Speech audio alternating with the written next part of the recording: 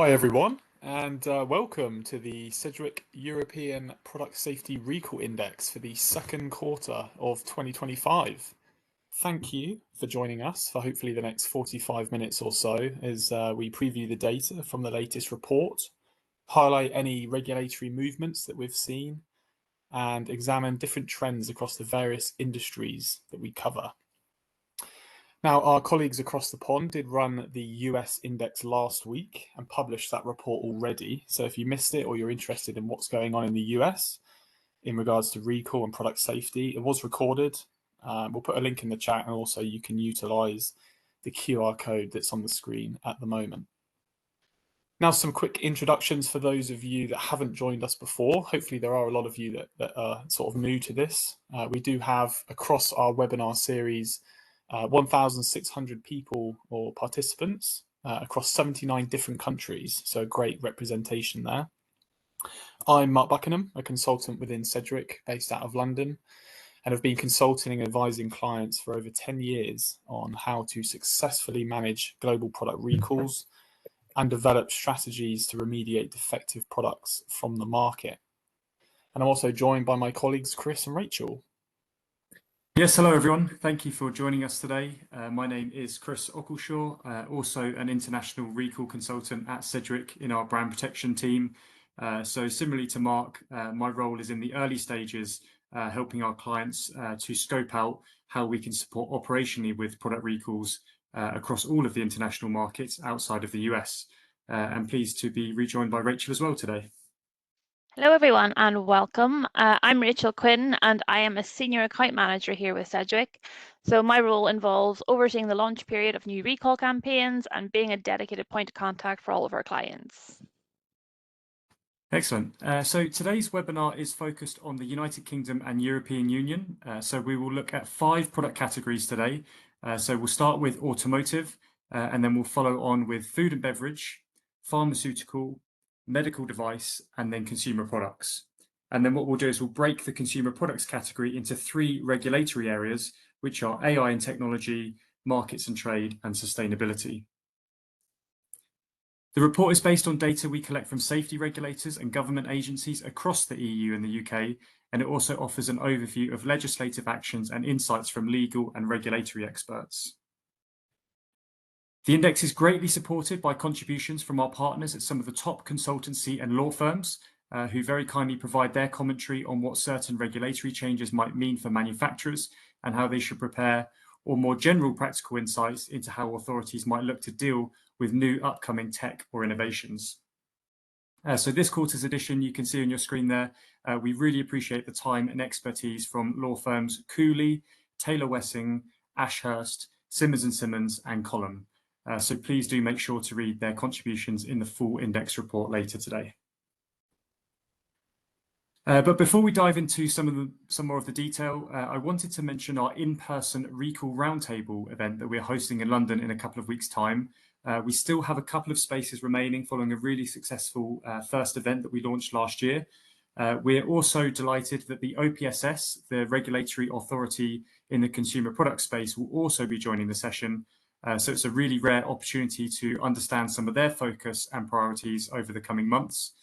So if you'd like a bit more information, please scan the QR code on the screen now, or feel free to get in touch with me directly, as we will be letting those last places go on a first come, first served basis. Absolutely, yes, please do take a look at that, and we'd love for you to join us in person if you can. It'll be our second event in London this year. Earlier in the year, we actually partnered with the ACCC and Ashurst in Australia to run a series of product recall seminars which focused on consumer product safety, which were very well received, lots of appetite for the discussion. And we're actively planning more in-person events across the EU for 2026. So do reach out, let us know where you're based or what your areas of interest are, what you're particularly interested in, so we can see what to accommodate. Okay, so an overview then of what did we see in Q2 in terms of data. So there were 3,804 product recalls in the EU and UK across all of the categories and subcategories that we track. So while this is about 3% or 100 fewer than the 3,900 recalls we saw in Q1, it is still the third highest quarter in more than 11 years. It's also the sixth consecutive quarter to record more than 3,500 recalls. Of the 5 categories and 3 subcategories that we monitor, 4 saw recalls increase quarter over quarter, which were food and beverage, clothing, pharmaceuticals, and medical devices. The biggest percentage increases were the medical device and pharma space, which we saw approximately a 12% increase across both. The automotive, toys, and consumer electronics industries all had fewer recalls this quarter in comparison to Q1. So these fell by 41%, 23% and 17% respectively. Now we do see, especially in the auto sector, it's quite normal to have quite drastic swings from quarter to quarter in terms of data. And as we saw a high Q1, there was some expectation that we'd see quite a strong dip there. Looking at this from a half-year perspective, there were 7,729 recall events across all the industries, which represents a 10% increase over the 7,000 events recorded in the first half of last year, which marks an 11-year high.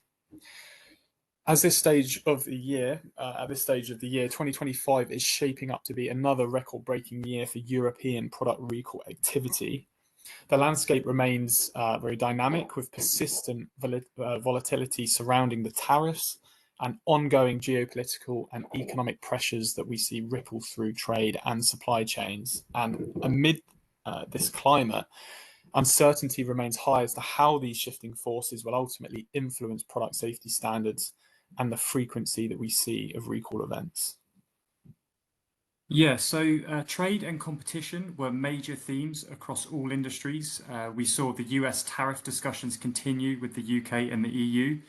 The EU also introduced restrictions on procuring medical devices manufactured in China. And then in addition, there were fines issued to automakers for collusion and new competition agreement between the UK and EU, leading to many companies evaluating their trading partners and supply chains.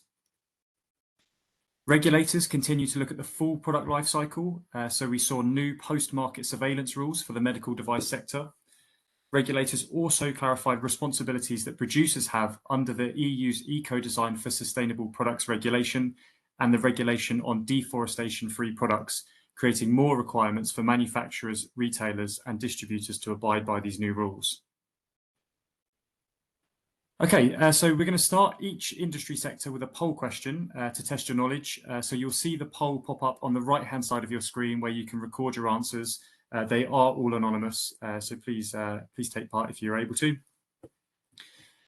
So starting with the automotive sector, our first question today is, during an interview in May, what did the CEOs from 2 European automakers propose to help companies?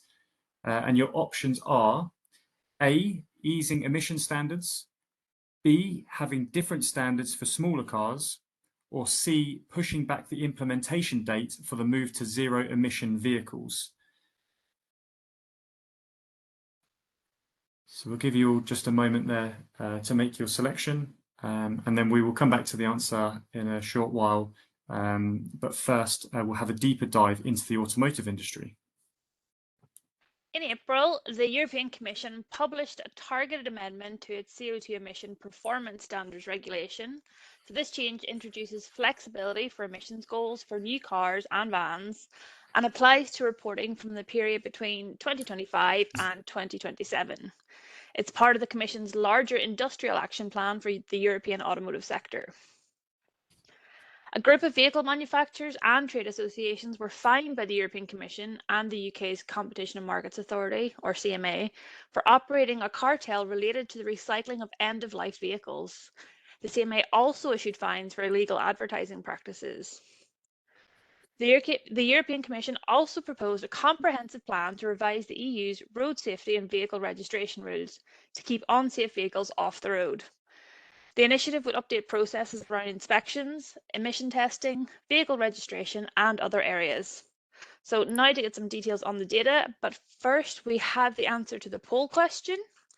So during an interview in May, what did the CEOs from two European automakers propose to help companies? And the answer here was B, having different standards for smaller cars. So the executives said that many regulations are really aimed at larger vehicles, and that said, they find it's hard to build smaller vehicles that meet all of the requirements while also maintaining a profit, and warned that they might have to close plants if this were to continue. So just looking at the answers, and only 18% got that right. So 71% went with C, and the remaining 11% went with A. So that was surprising to some. Thanks, Rachel. Let's look at some of the data then we captured for auto for Q2. So the number of recalls across the EU and UK decreased by 41.5% between Q1 and Q2. The total number of recall events fell from 248 to 145, which is the lowest total that we've seen in over 3 years. And so for context, Q1 had the highest quarterly total in more than a decade. So kind of at the start when I was saying that we expected a dip, that's kind of why really. And as I say, it's not completely unnatural in auto to get quite drastic swings between the data sets from quarter to quarter. Looking at the first half of 2025, there were 393 recalls across the auto sector, which is up from 339 events we saw in the first half last year. And it's the second highest first half total in the past 11 years, behind 2023's 404 recall events. Injury-related hazards were the predominant cause of auto recall. So there were 112 events attributed solely to injury-related hazards in Q2, which is down from 191 last quarter, and fire risk ranked as the second most reported cause, which accounted for 28 recall events. And then the combination of injury and fire was third, with 4 events reported in Q2. As Chris and Rachel highlighted, if you've got any questions, you're welcome to put them in the chat. You can also do so anonymously if you don't want to share that publicly. As most may know, there was a lot of eyes on tariffs over the last few months and questions raised in the UK about the impact, which I also wanted to highlight on that, which is that we did see in June there was an agreement between the UK and US called the Economic Prosperity Deal, which was signed and provides relief for tariffs on UK auto parts, passenger vehicles and light trucks imported into the US.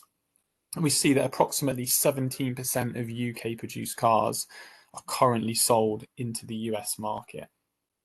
Now, if you want any more information, of course, you can look into the wider index report. And Chris, I think we're going to move into food and beverage. Yes, thanks, Mark. So we'll start again with a poll question. So the food and beverage poll question is, in May, UK regulators once again postponed the effective date for advertising restrictions on less healthy foods. So what is the new date? So your options here are A, the 5th of January 2026, B, the 30th of June 2026, or C, the 1st of October 2025.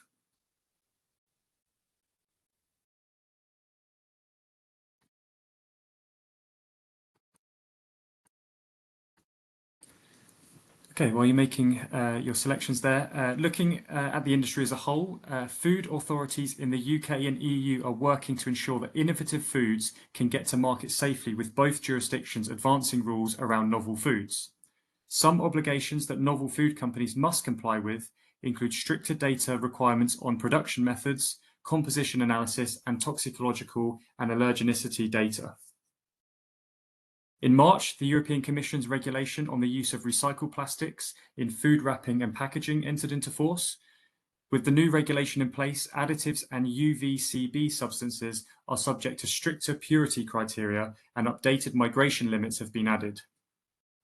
The UK's Food Standards Agency and Food Standards Scotland released the latest Our Food report, with the publication looking at food safety and standards across the UK from 2024. And despite stable food safety standards, there is work that can be done to increase the number of local inspections and improve food security for citizens. Okay, let's head back just to the answer to that latest poll question. So the question was, what is the new date for the UK's advertising restrictions on less healthy foods? So the answer was in fact A, January 2026. So right at the beginning of next year, But it is important just to note that they have pushed this back a few times recently as well. So whether we kind of expect to see this date implemented, we'll have to wait and see. I can see that 39% of you actually selected A, so well done if you were one of those.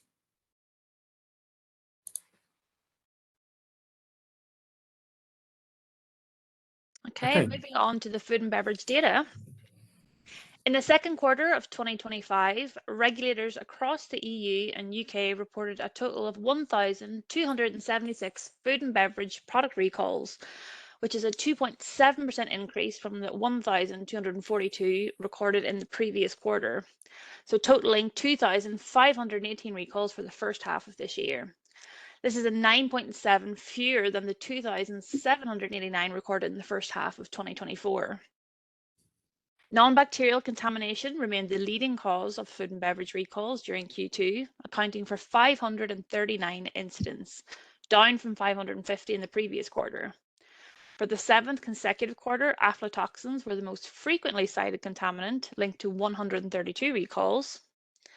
Bacterial contamination ranked as the second most common cause of recall activity, cited in 244 events. Salmonella was the primary bacterial agent associated with 178 recalls this quarter. Excessive substance levels were the third most prevalent reason for recalls, contributing to 93 events in Q2. Some of the substances of concern included lead, mercury, ragweed, and nitrates. Among product categories, fruit and vegetables experienced the highest number of recalls, with 214 events reported in Q2, down from 270 in the previous quarter. Nuts, nut products, and seeds followed with 178 recalls, an increase from 150 in Q1.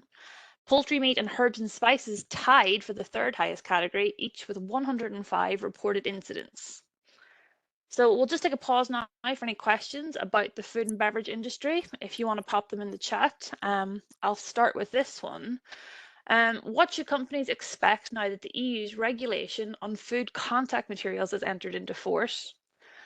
So with this regulation on FCM coming into force, companies can definitely expect stricter purity standards, more scrutiny of recycled materials.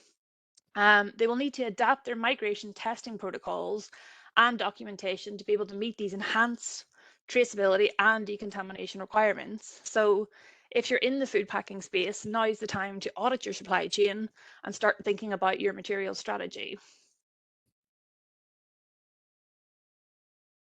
Excellent. Thanks, Rachel. I think we're going to move into med device. There's a couple of questions in relation to the actual report itself. So after this session, the report will be emailed out if you've registered, and there'll also be a QR code at the end if you wanted a copy of the US version or this, and our contact information as well, of course, if you had any questions after.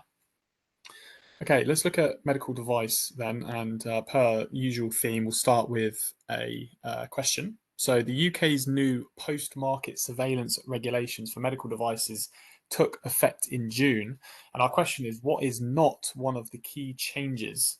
Is it not an expanded scope for incident reporting, requirements to report serious incidents sooner, closer alignment with EU rules, or enhanced collection of real-world data? So you can have a go at that in the function right now on the right-hand side of your screen, and I'll come back to that at the end of the med sector. So going into some of the insights on medical device trends from the second quarter, regulators in both the EU and UK are working to increase surveillance of medical devices once products have entered the market. So there were the new post-market surveillance regulations that I just mentioned there in the opening question that took effect in June. The European Commission also enhanced its post-market surveillance system for reporting serious incidents and safety actions involving medical devices. The European Commission adopted a measure to exclude Chinese medical device suppliers from certain EU public contracts, which comes after the Commission conducted an international procurement instrument investigation of Chinese public procurement practices for EU medical devices. The Commission stated that it does not expect a negative impact for medical device availability in the EU, which device availability was a subject we covered quite heavily in the last few indexes. The EU's Medical Device Coordination Group issued a new guidance in June for online platform providers who have medical device software on their sites. The document clarifies providers' regulatory roles, and it's a reminder that medical device software must follow the same safety and labeling practices as physical devices. Now, just to answer that question quickly, at the start, I said that what is not one of the key changes in the UK's new post-market surveillance regulations. And the answer was C, closer alignment with EU rules, which means that companies will have to be sure that they're meeting all the new requirements and that they have robust systems in place in the event of a post-market safety incident. And Chris, you're going to take us through some of the data for MedDevice. Yeah, thanks, Mark. So regulators across the UK and the EU recorded 914 medical device recalls in Q2. So that was up 12% from the 815 in Q1. Q2 is the only one of 4 quarters to have 900 recalls or more in the past 7 years. And there were 1,729 medical device recalls in the first half of 2025. Software issues were the leading cause of medical device recalls, cited in 168 events, which was actually up 25% and marks the highest quarterly total for software-related recalls in the past 6 years. Device failure was the second most frequent cause, linked to 122 events, with safety concerns followed in third place with 91. And then we'll just pause there again at the end of this sector just to see if there are any questions on the medical device industry specifically. I did actually want to call out if there weren't any immediate questions. I'm working with a European brand currently in medical device, and they asked me recently about the Chinese market and specifically about the IPI measures that are in place for Chinese medical devices, and kind of asking what should companies be looking for when they have tenders to procure medical devices from China. So we did a little bit of research with them on this, and what we found is that companies with EU tenders for medical devices should assess their current contracts to determine if they meet the €5 million threshold that will trigger the IPI measures. So they should also look at reviewing the ownership and control structures around their supply chains and their partnerships, and then any other tendering arrangements across their contracts for any entities that would be considered an economic operator originating in China.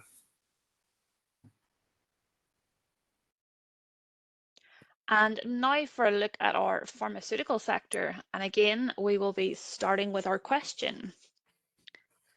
The EU pharma package reached the trilogue negotiation stage in June. However, the European Council, Commission and Parliament still need to come to a consensus around some key issues. What is not an area still open for discussion during the negotiations? Is it A, the length of regulatory data protection periods, B, incentives for orphan drugs, C, measures to prevent shortages of critical drugs, or D, oversight of clinical trials?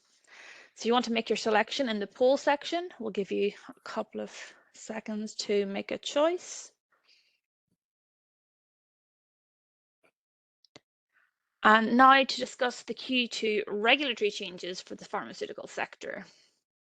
Like many others, the pharmaceutical sector was impacted by the threat of US tariffs. So in early June, US President Trump said that he wants to hit drug imports with tariffs of up to 200%.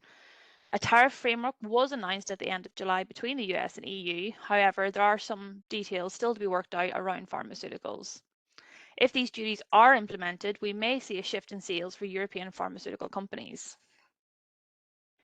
With the increasing popularity of injectable weight loss drugs, UK regulators are reminding companies of the prohibition on advertising for prescription medications. The proposed EU pharma package also includes restrictions on some types of advertising for pharmaceutical products.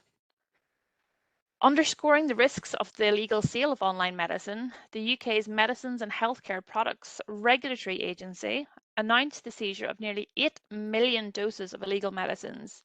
It was part of a global operation involving approximately 90 countries. Now let's see how everyone did on our pharmaceutical question, and then we will move on to look at the data.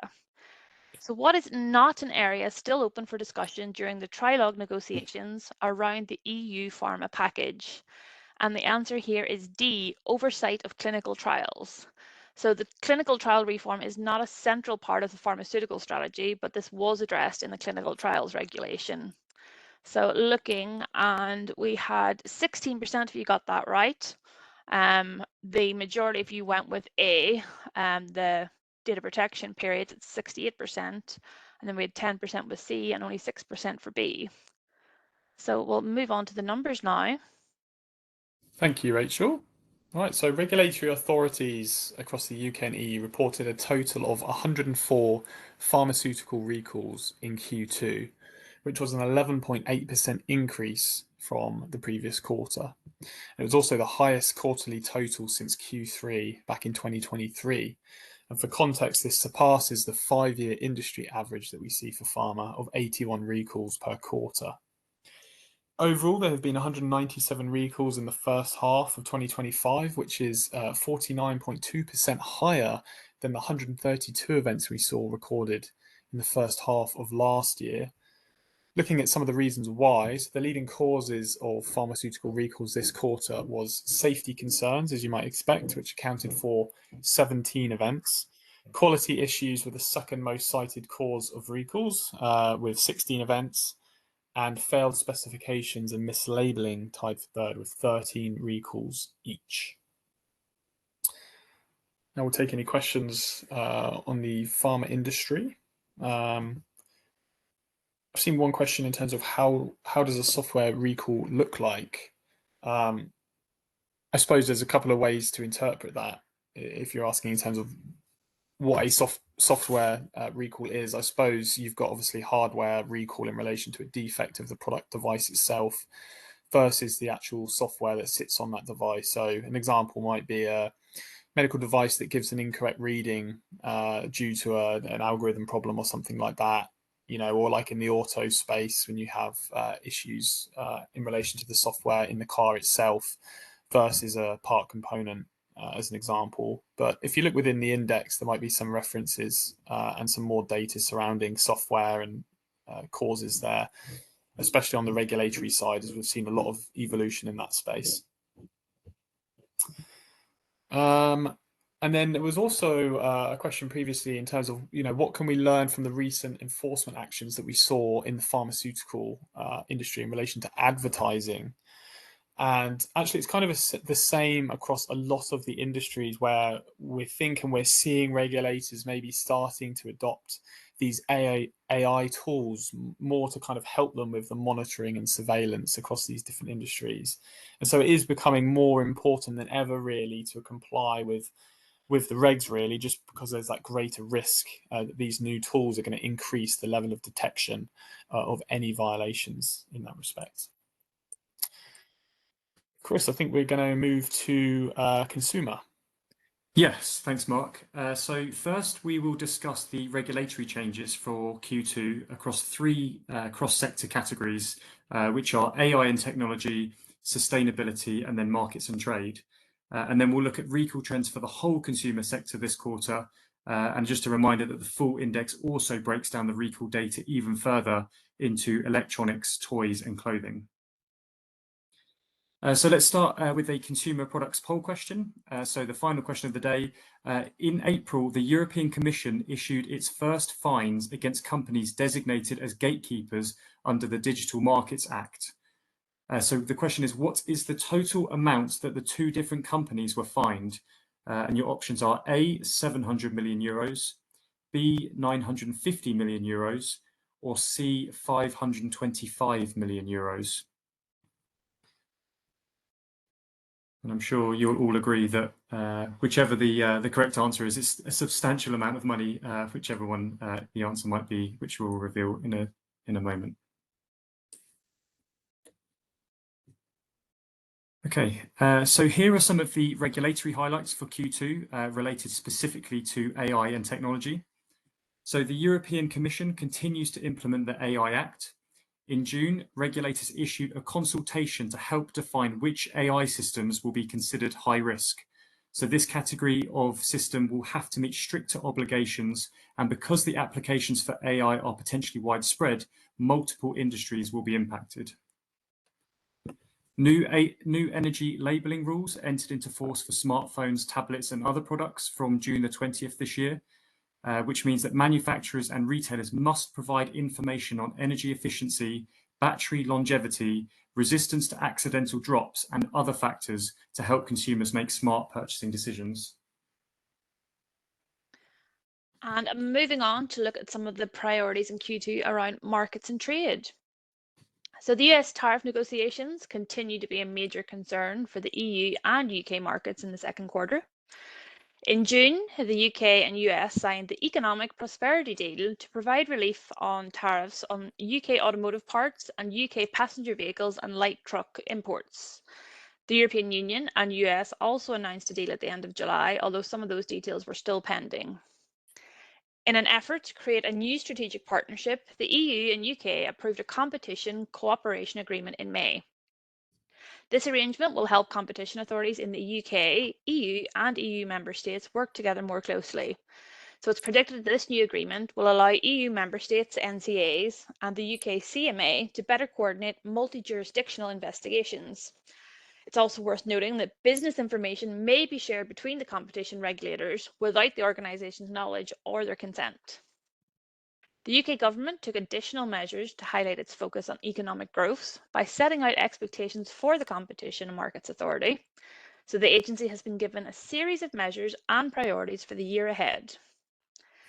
The new toy safety regulation will also have an impact on trade. The rule received provisional political agreement from the European Parliament and the European Council in April. New obligations for toy manufacturers and sellers include banning the use of several more chemicals in toys. There are also requirements that certain information, including warnings, be more easily accessible to consumers and to border control agents. Thanks, Rachel. And just going to our final area of regulatory changes, which is sustainability. So during the second quarter of 2025, EU regulators took actions to reduce the scope and administrative burden of corporate sustainability reporting. The European Parliament published a draft report that includes proposed amendments to the Corporate Sustainability Reporting Directive and the Corporate Sustainability Due Diligence Directive that would significantly reduce the number of companies impacted by the rules.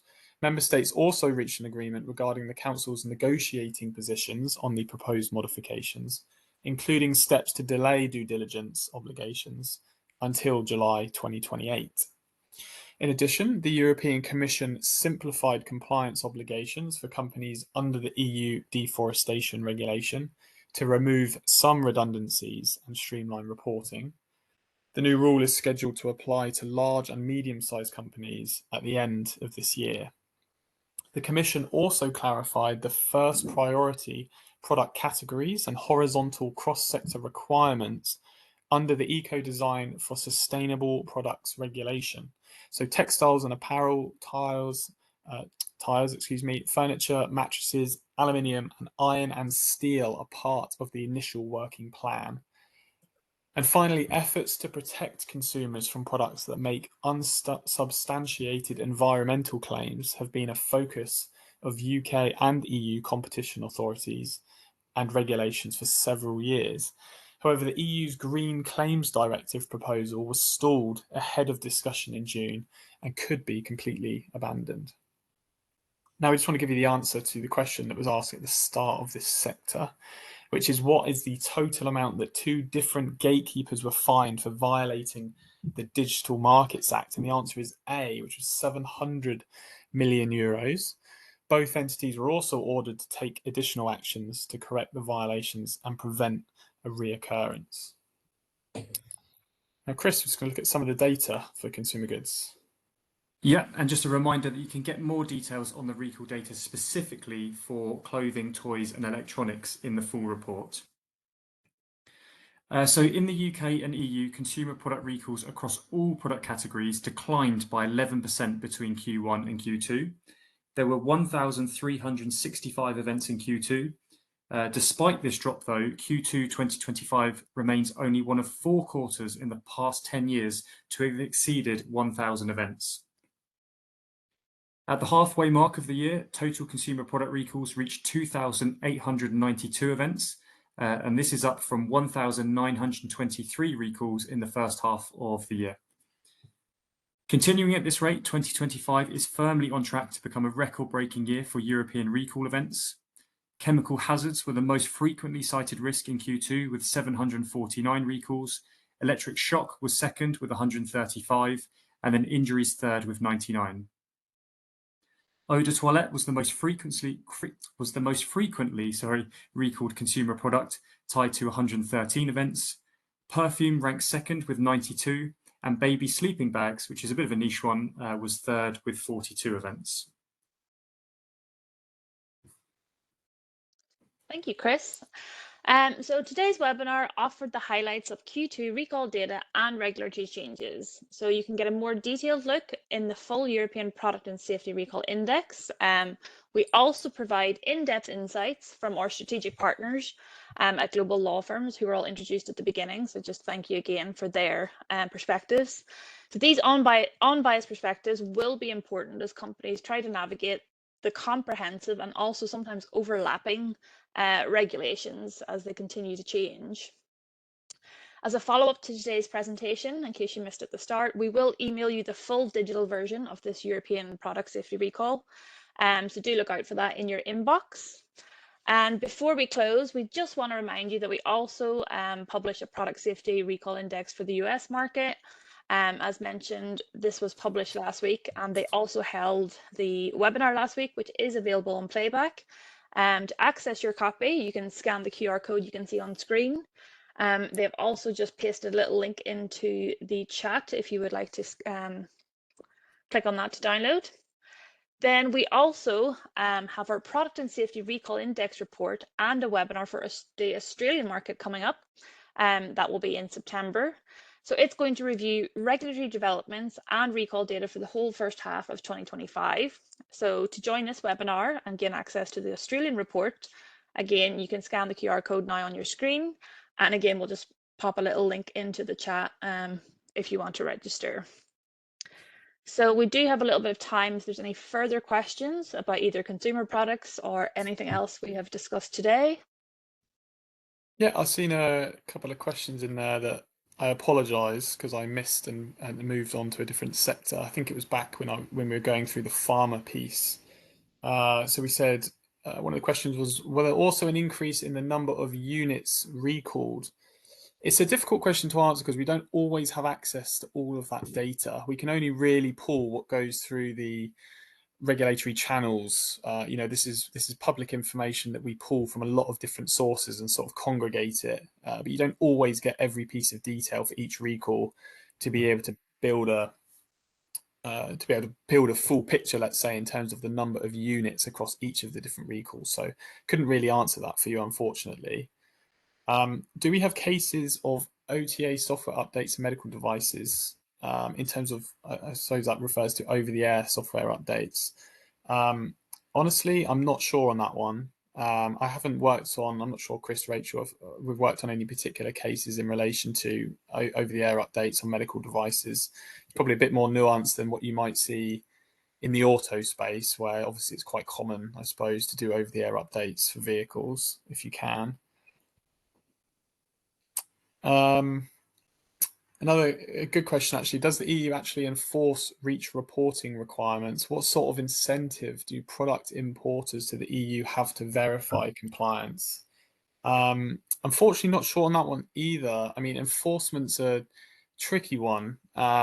It's not something we always have necessarily visibility on a case-by-case basis. And to be honest, on recalls that we've managed, enforcement hasn't always been completely consistent across the board either.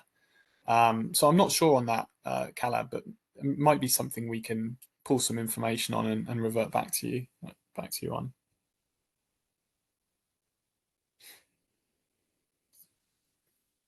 All right, I think that's all the questions we have there, but our contact information is on the screen. If you want to reach out to us directly afterwards, where we can answer any particular questions, or you can drop us an email. Seen a few more things come in there. Will you also provide a link for the EU report? Yes, we will. I think because you're registered, you'll automatically get it afterwards. This will be emailed out to everyone. Is there a possibility to get one slide with an overview about recalls by European countries like Germany, Austria, Spain? So Robert, the full report does give some breakdowns into country specifics. So I think actually you'll be able to see that in the full report, which you'll get straight after this. But if it doesn't answer your question, you're welcome to reach out and we can see what we can produce for you. Do you have any similar event reports for Asia? We don't currently produce an Asian-based index. We do an Australian index, but not for the whole of Asia. A lot of it, again, depends on how we get access to the data. As you can appreciate, this is just regulated recalls that have gone through the correct channels. You'll get things like maybe voluntary recalls that don't always necessarily go through the normal reporting stream. So it's not completely comprehensive. It's as comprehensive as it can possibly be. But we don't currently pull that for Asia, but maybe in the future.